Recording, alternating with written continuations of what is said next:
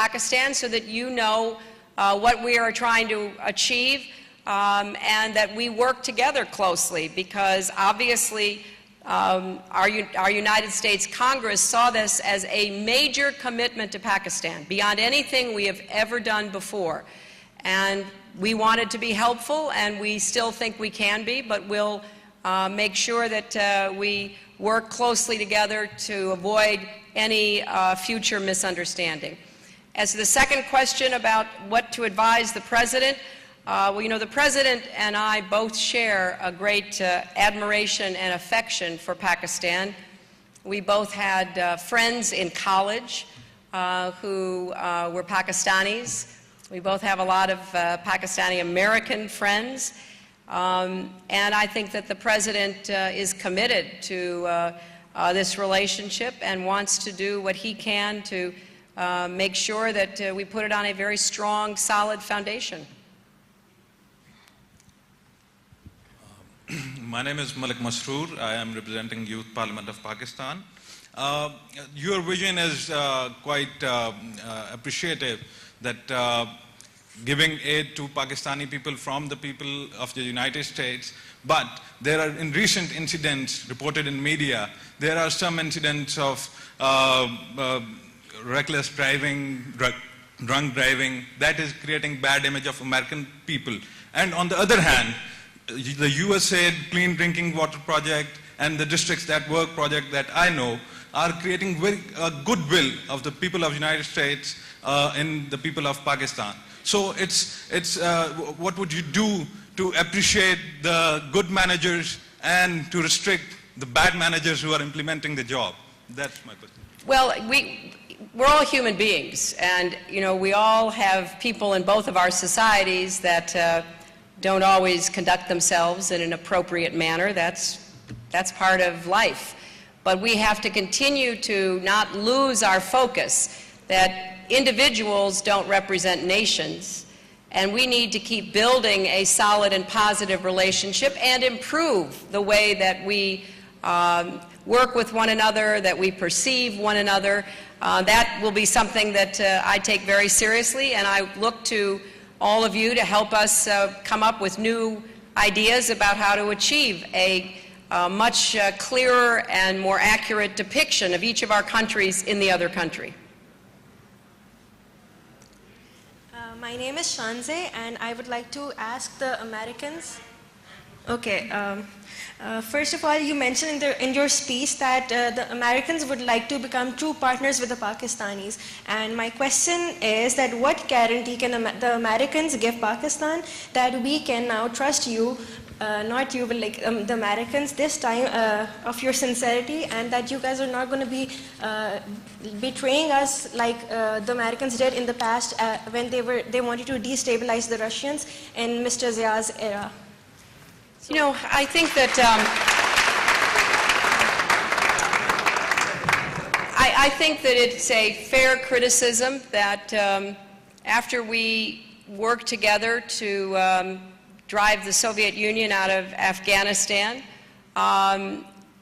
there was such a sense of success and relief on the part of the government, our government then, that we did not follow through the way that we should have, and I have said that publicly. I've testified about that to our Congress, and it's what we're trying to avoid. And it is difficult to go forward if we're always looking in the rearview mirror. My hope is that we can appreciate that there have been problems on both sides that we have to recognize honestly and not deny, but that we have to recommit ourselves, because I think that we have a lot more in common than what divides us. So that's what I'm hoping. And certainly with the return of democracy, something that makes a very big difference to Pakistan's future and to our ability to relate to and work with you on matters that go beyond security, I think we have a great opportunity, and I just don't want to see us lose that. Hi, my name is Ali Abbas. I actually have a question for you and Ms. Patterson. USA actually did betray us, and this is a fact. Even back when you were just an intern in Ford administration back in the 70s, and later on when you became First Lady, even in the 80s, they did that. My main question is, what is the difference that we will see between Obama administration and Bush administration towards Pakistan?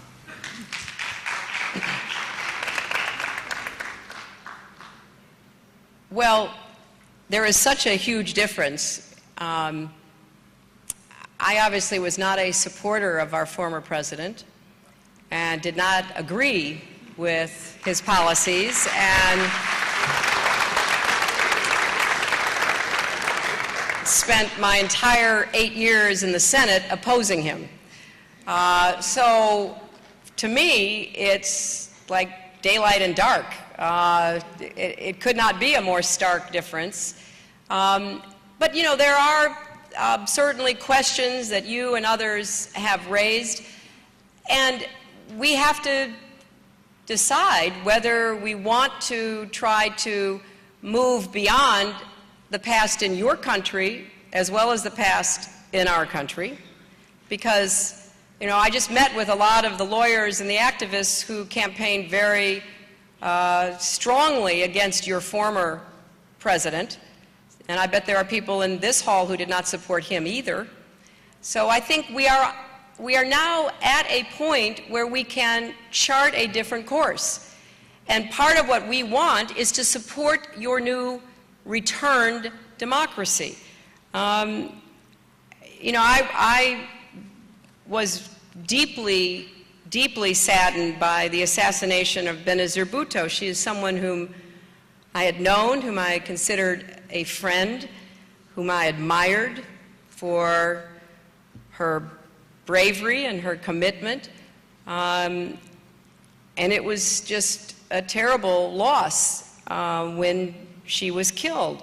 But I am very proud that Pakistan went on to reassert your democracy. And that has to be nurtured. Now, I just finished saying I did not agree with the former president, but I supported our democracy. And what we have to do in a democracy is, once the winners and the losers are decided, is to close ranks and support democratic institutions, continue to disagree respectfully, and use the political process to do that. You know, the most common question that I was asked right after I became Secretary of State, and I traveled to Indonesia and South Korea and to Africa and many other places, the most common question I was asked is, how could I, who campaigned so hard against Barack Obama for 2 years, tried very hard to win the nomination of my party, was not successful, how could I then turn around and campaign for him and take a job and work so closely with him? And it's because in a democracy, you have to put your country first. And we both love our country, and we both decided that what we had in common was far greater than what divided us. That's how I feel about the United States and Pakistan.